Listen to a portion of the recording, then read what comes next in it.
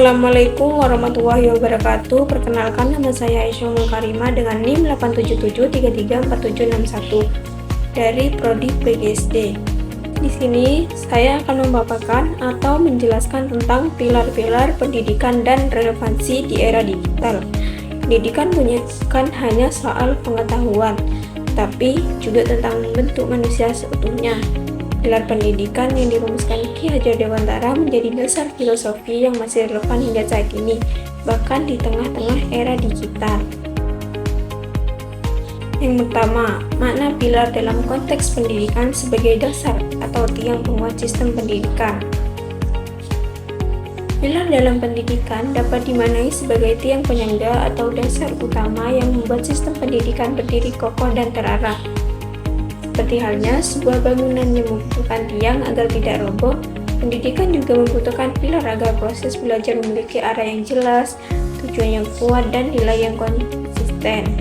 Pilar juga berfungsi sebagai pedoman yang mengarahkan kurikulum, metode pembelajaran, hingga peran guru dan siswa agar pendidikan benar-benar membentuk manusia yang berpengetahuan, berkarakter, dan bertanggung jawab.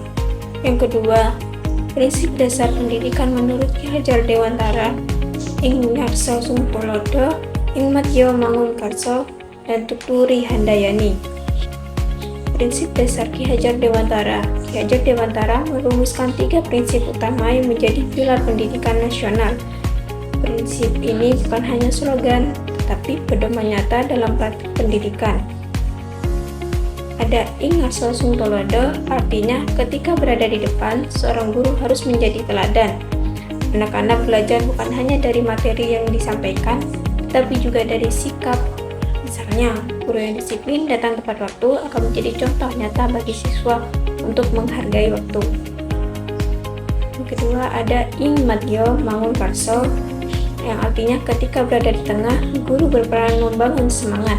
Anak-anak membutuhkan motivasi agar percaya diri dan berani mencoba. Contohnya, ketika siswa merasa kesulitan dalam matematika, guru memberi dorongan dengan kata-kata positif dan metode yang menyenangkan, sehingga anak-anak tidak mudah menyerah. Dan yang ketiga, ada tuturi handayani.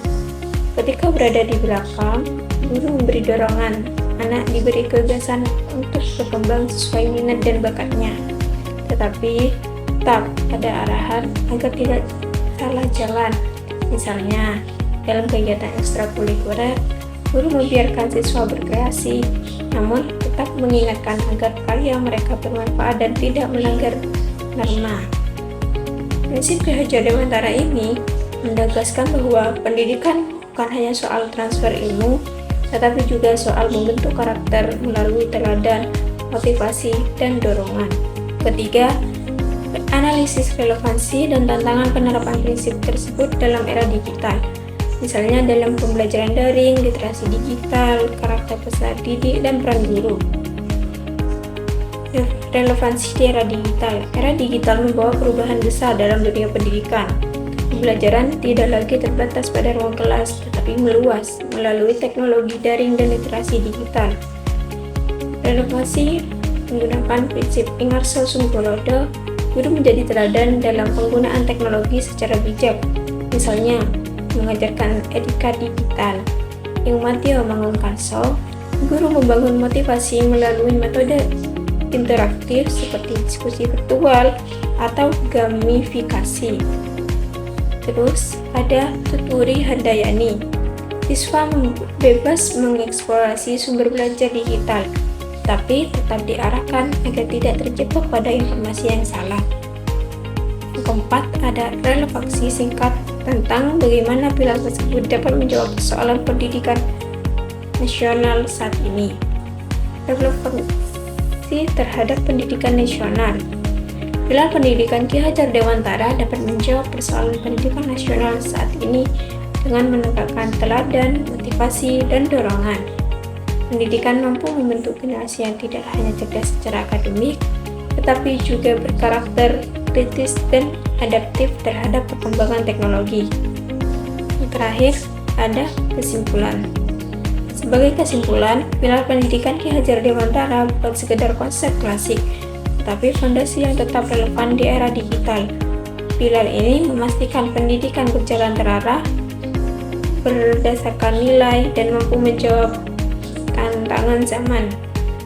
Guru sebagai teladan, motivator, dan fasilitator menjadi kunci agar pendidikan tetap bermakna dan berorientasi pada pembentukan manusia seutuhnya. Sekian presentasi dari saya. Apabila ada salah kata, saya mohon maaf. Terima kasih. Wassalamualaikum warahmatullahi wabarakatuh.